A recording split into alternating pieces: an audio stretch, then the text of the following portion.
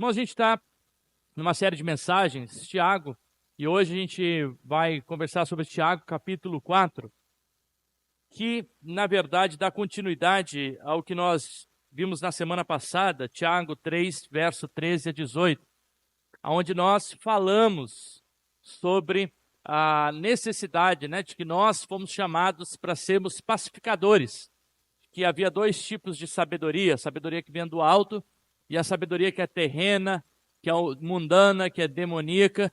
E essa sabedoria do alto, ela produz pacificação, ela produz amabilidade, ela produz pessoas que são regeneradas e pacificadoras. Enquanto a sabedoria do mundo produz pessoas que querem contenda, confusão, que gostam de se colocar em algum conflito.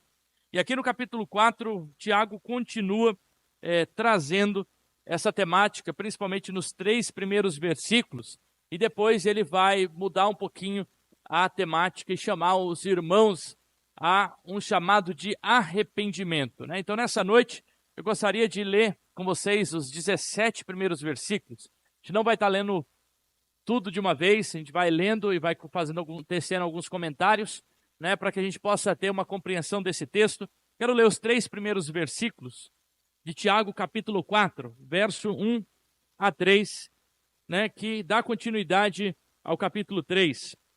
Tiago, então, questiona de onde procedem as guerras e as brigas entre vocês. De onde, senão dos prazeres que estão em conflito dentro de vocês? Vocês cobiçam e nada têm, então matam. E sentem inveja, mas nada podem obter, então vivem a lutar e fazer guerras. Nada têm, porque nada pedem, pedem e não recebem, porque pedem mal, para esbanjar em seus prazeres. Pai, estamos diante da Tua palavra, inspirada, revelada, Teu Espírito fala aos nossos corações, ó Deus. Essa é a minha oração no nome do Senhor Jesus Cristo. Amém. Quando nós olhamos mais atentamente o capítulo 3, verso 13 a 18, e o capítulo 4, verso 1 a 3, te vê que, na verdade, há um tema comum sendo discutido aqui, embora a gente haja uma nova divisão de capítulo, não necessariamente há uma nova divisão de assuntos. Então, a chave aqui é justamente essa continuidade sobre a sabedoria de Deus, ou a sabedoria que vem do alto sendo aplicada, no qual esses irmãos, ao contrário da sabedoria do alto, estavam produzindo uma sabedoria ensimesmada, mundana, que Tiago chama de demoníaca. E o fruto dessa sabedoria é justamente que discórdia, cobiça, inveja, guerras e lutas estavam acontecendo entre esses irmãos.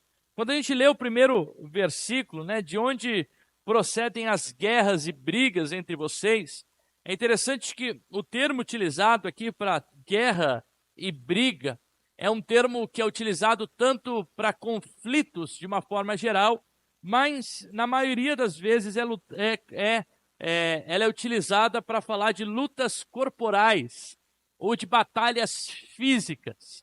Então, alguns comentadores até compreendem que talvez nessa comunidade a qual Tiago está endereçando, poderia estar acontecendo algum conflito entre os irmãos, e um conflito que culminou até mesmo em alguma luta física, entre esses irmãos. E por isso, Tiago, ele instrui e exorta a essa comunidade para que eles compreendessem que isso que eles estão fazendo é contrário à vontade de Deus, isso que eles estão fazendo não procede do Espírito, e que é uma sabedoria humana e demoníaca.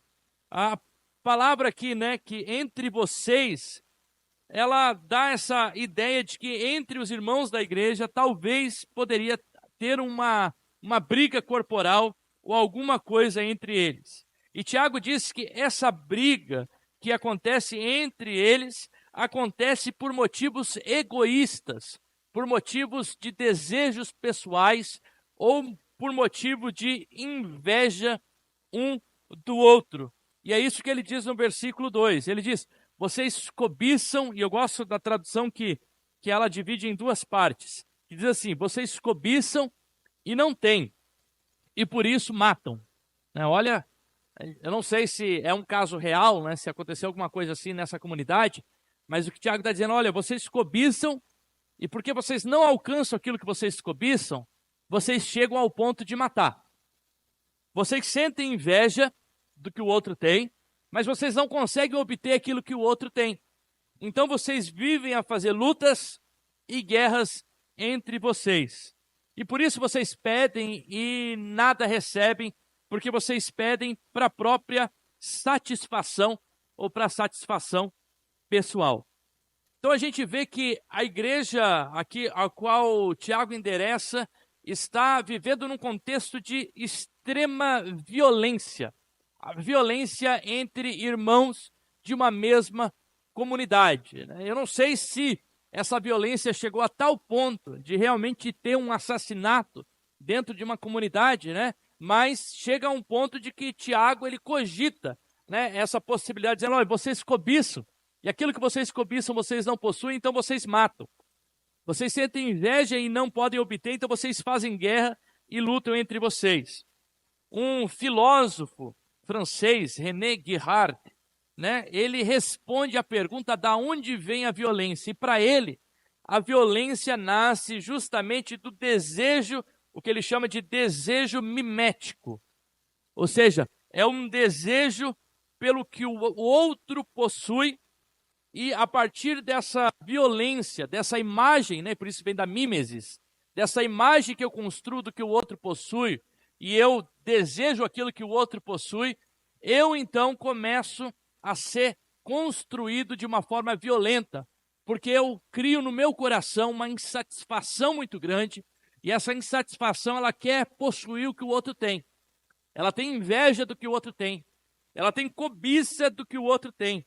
O ser humano, por assim dizer, a partir dessa ideia, ele se aprende muitas vezes a ser um ser humano insatisfeito. Talvez você já tenha tido essa percepção de sempre cobiçar aquilo que você não tem, de sempre desejar aquilo que está faltando, e de que às vezes a gente deixa de encontrar contentamento em Jesus naquilo que Cristo nos dá, naquilo que nós possuímos, naquilo que nós temos no momento. Essa insatisfação, ela faz que o ser humano sempre busque aquilo que falta. E quando nós buscamos aquilo que falta, nós, como seres finitos, buscamos o infinito. E aí a gente nunca consegue ser pessoas satisfeitas. Pessoas que conseguem viver em paz consigo mesmo, com tranquilidade consigo mesmo. Carlos Drummond de Andrade, ele escreve um poema que o nome é Eu, Etiqueta. E ele fala justamente desse ser humano que é construído nas suas relações, de modo que ele começa a desejar essas coisas e ele perde a sua própria identidade no desejo da busca. E muitas vezes ele constrói uma identidade que é uma identidade que foi construída por esses desejos impostos. Sabe aquela coisa, você precisa desse carro, você precisa dessa casa, você precisa ter essa roupa, você precisa ter esse celular, você precisa ter aquilo que o outro tem. Então esse desejo construído faz com que a gente forme a nossa identidade de uma forma insatisfeita. Eu quero ler uma parte desse poema, onde Carlos Drummond de Andrade diz o seguinte: em minha calça está grudado um nome que não é o meu de batismo ou de cartório, um nome estranho. Meu blusão traz lembrete de uma bebida que eu nunca pus na boca. Em minha camiseta, a marca de um cigarro que nunca fumei e que nem sei o que é. As minhas meias falam de um produto que eu nunca experimentei, mas são comunicados pelos meus pés. Meu tênis proclamo colorido, de alguma forma nunca provada por este provador de longa idade. O meu lenço, o meu relógio, o meu chaveiro, a minha gravata, o meu cinto, a minha escova, o meu pente, o meu copo, minha xícara, minha toalha de banho, meu sabonete, meu isso, meu aquilo, desde a cabeça até o bico dos sapatos, são mensagens, letras falantes, gritos visuais, e fazem parte de mim, um homem anúncio itinerante. Depois, mais para frente, ele diz assim: agora sou anúncio bizarro, em minha língua nacional ou em qualquer língua. Não sou aquilo que fui contratado para anunciar, né? E aí ele coloca lá, eu acho bem interessante que ele coloca aqui embaixo aqui, ó. Sou gravado de forma universal. Saio de uma estamparia e não de uma casa. De uma vitrine que me colocam e me recolocam, que se oferece para os outros, para ostentar assim tão orgulho de ser não eu, mas um artigo industrial. Eu peço que mudem o meu nome, porque já não me convém um nome ou o título de homem. O meu nome é coisa. Eu sou uma coisa, coisamente. Né? Então, o Carlos Drummond de Andrade, ele brinca aqui no poema, dizendo justamente o quanto a gente se constrói com tantas marcas, com tantos desejos, né? Com tantas questões, que muitas vezes a gente perde a nossa própria identidade nesse processo de buscar a nossa felicidade e a nossa alegria nesse desejo, muitas vezes invejoso e cobiçoso do que o outro possui. E aqui, o que a gente percebe é que Tiago ele vai falar justamente isso, de que a violência nasce desse desejo que nós temos por aquilo que nós não temos. E esse desejo faz com que nós nos construímos de uma forma violenta. Violenta não apenas fisicamente, porque a violência ela não acontece apenas de forma física, mas de uma violência psicológica, onde a gente se cobra, muitas vezes porque a gente não consegue alcançar aquilo que a gente deseja e que a gente tanto quer. Uma violência mental, onde a gente se indispõe, se coloca numa situação depressiva, de transtornos, né? de uma infelicidade tão grande, porque eu não consegui me construir da forma que eu queria, porque eu não consegui aquela coisa que eu tanto desejava. E aí Tiago diz o seguinte: vocês pedem, mas não recebem, porque pedem mal, para esbanjarem dos seus próprios prazeres. Então, por que o homem se frustra no seu desejo de ter? Para Tiago, a frustração acontece justamente na falha do modo em que nós oramos. Ou seja, Tiago nos diz que nós oramos da forma errada e por isso nós não recebemos. Oramos desejando aquilo que tem a ver com o nosso próprio egoísmo ou com os nossos próprios desejos. Enquanto a oração deveria ser o local onde a gente se coloca diante de Deus, para que a vontade de Deus se estabeleça na nossa vida. Percebe que a nossa oração não é para mudar a vontade de Deus.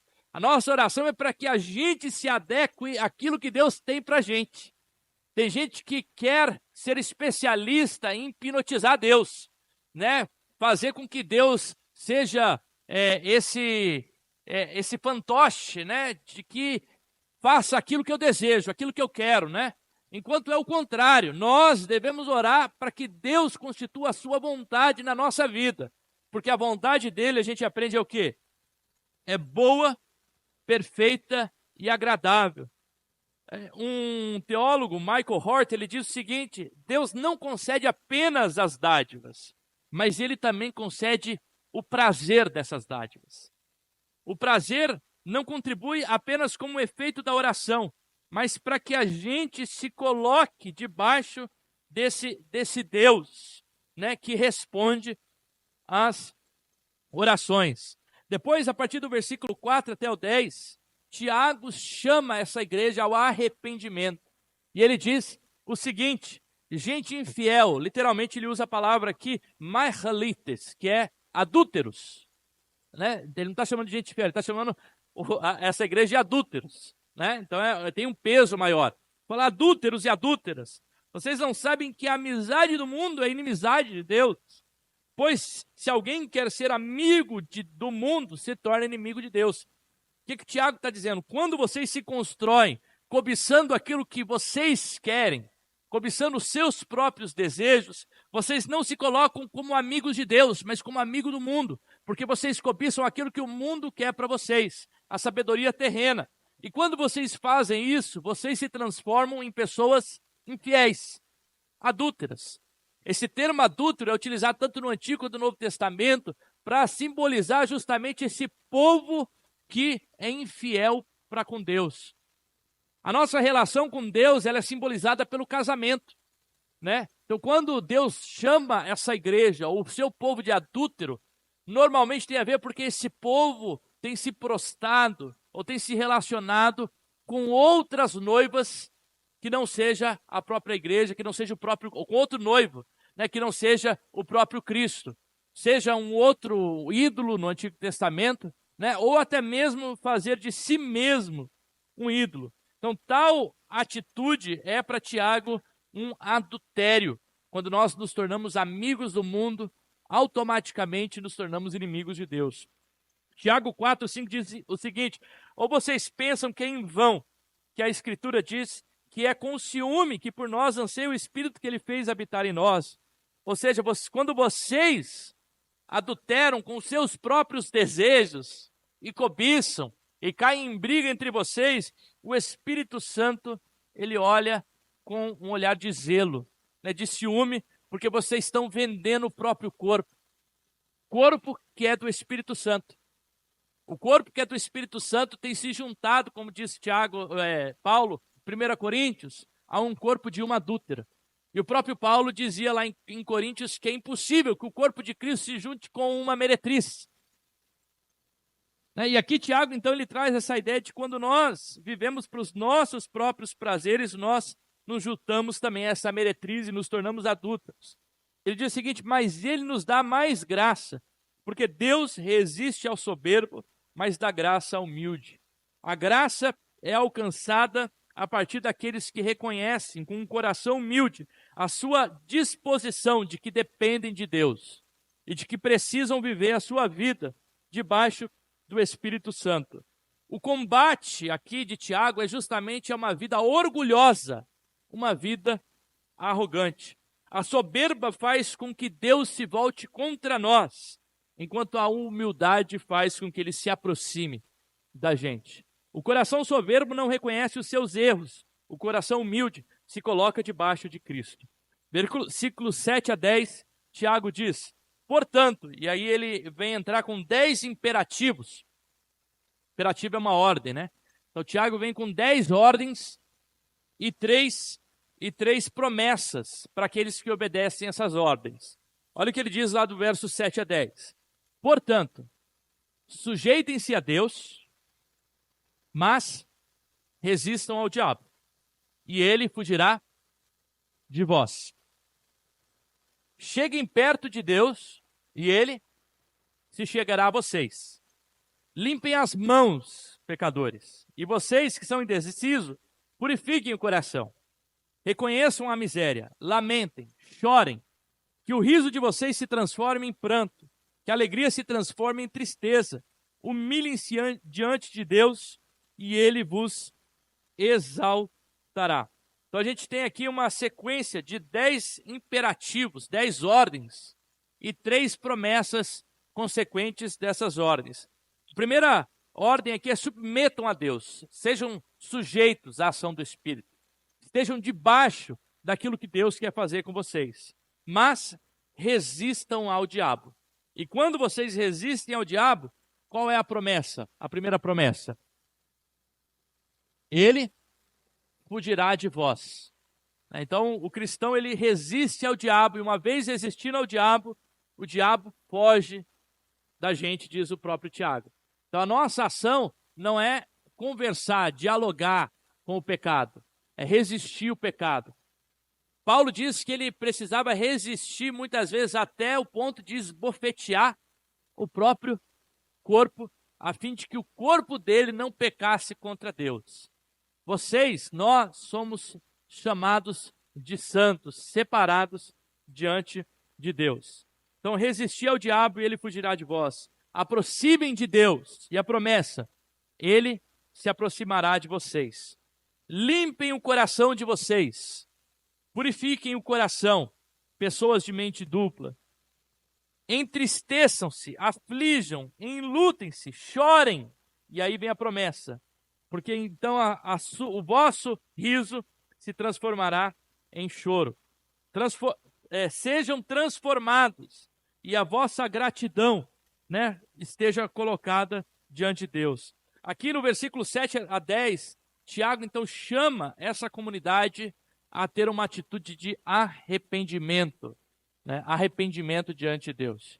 Aqueles que vivem para os próprios prazeres, eles têm aqui o caminho de como eles devem agir na sua vida, submetendo a Deus, resistindo ao diabo, se aproximando de Deus, limpando as nossas mãos, purificando os nossos corações, se entristecendo, porque a tristeza, segundo Deus, produz o quê? O que diz Paulo? Produz arrependimento. E se humilhem diante de Deus. E quando nós nos humilhamos diante de Deus, então, vem a última promessa, Ele vos exaltará. E aí Tiago finaliza, então, do verso 13 a 17, justamente falando que essa comunidade precisava matar a própria soberba e a própria arrogância, dizendo: escutem agora, vocês que dizem, hoje ou amanhã iremos para tal cidade, passaremos um ano lá, teremos lucros, faremos negócio. Vocês não sabem o que acontecerá amanhã. O que é a vida de vocês? Não passa de uma neblina, e no momento vem e logo se dissipa. Em vez disso, deveriam dizer: se Deus quiser, não só viveremos, mas faremos isso e aquilo. Agora, entretanto, vocês se orgulham das suas arrogantes pretensões. Todo orgulho semelhante a isso é mau. Portanto, aquele que sabe o que deve fazer, mas não faz, está pecando. As pessoas descritas por Tiago aqui, para a gente finalizar, não são abertamente mencionadas aqui como pessoas que são ricas, mas a gente compreende que são pessoas aqui que querem ter uma lucratividade nos seus negócios, pessoas que fazem planos na sua vida e que confiam nos seus planos.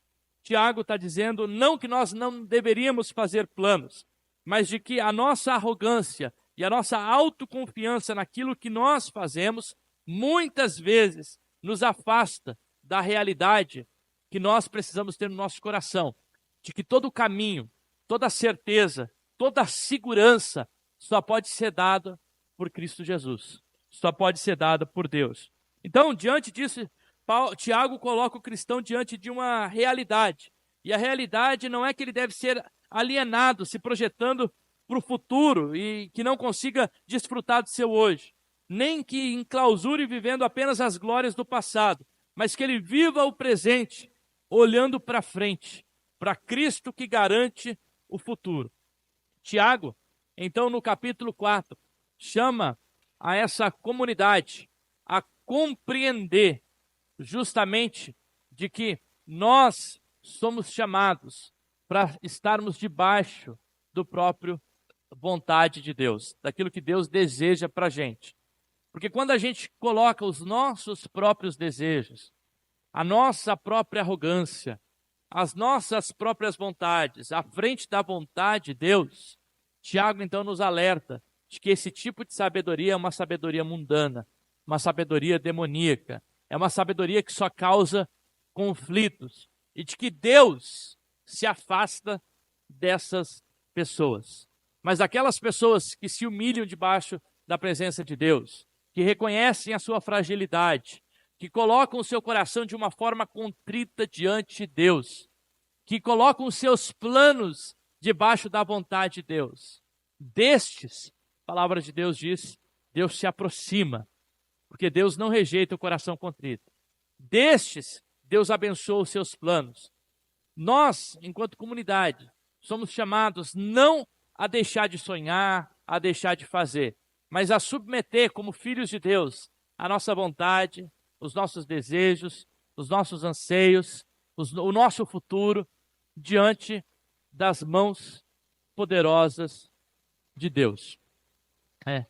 Sei que eu tive que correr um pouquinho com o texto, né? Não sei se os irmãos perceberam, mas espero que pelo menos a mensagem central, né, desse texto de Tiago 4 a gente tenha aprendido. Depois, com paciência, essa semana, reflita com mais calma, leia esse texto de Tiago 4, leia os seus 17 versículos ali, né? E que Deus possa estar trabalhando no nosso coração por meio da sua palavra, e nos faça uma comunidade uma comunidade que se sujeita em todos os seus planos debaixo da vontade de Deus. Eu quero orar com você nesse momento. Pai, quero colocar, Jesus, a cada irmão, a cada irmã que está aqui nessa noite, diante do Senhor, diante da Tua palavra, diante do que nós lemos aqui, Deus. Nós lemos aqui, Jesus, que aqueles que são amigos dos seus próprios prazeres, das suas próprias vontades, das suas próprias cobiças, que, ó Deus Pai, se deleitam, ó Deus, nos seus planos, essas pessoas estão se afastando do Senhor. Porque na arrogância e na soberba do coração dessas pessoas, elas pensam que elas podem construir qualquer coisa fora do Senhor, ó Deus. Mas a Tua palavra nos alerta, Deus, nos ensina de que os nossos planos são colocados debaixo da Tua vontade. E que nós devemos submeter, ó Deus Pai, a nossa vida de forma humilde, de forma, ó Deus Pai, de frágil, de forma daqueles que se colocam debaixo do Senhor, compreendendo, ó Deus Pai, a Tua boa, perfeita e agradável vontade, Pai. Eu oro, ó Deus Pai, por essa comunidade, por aqueles que estão nos assistindo, que essa palavra possa entrar no coração de cada pessoa, possa frutificar, trazer frutos, a fim de que a gente venha crescer por meio da Tua palavra, em nome do Senhor Jesus Cristo. Amém, amém, amém. E que o amor de Deus Pai, a graça do nosso Senhor Jesus Cristo e a doce consolação do Espírito Santo de Deus seja conosco hoje e para todo sempre. Amém.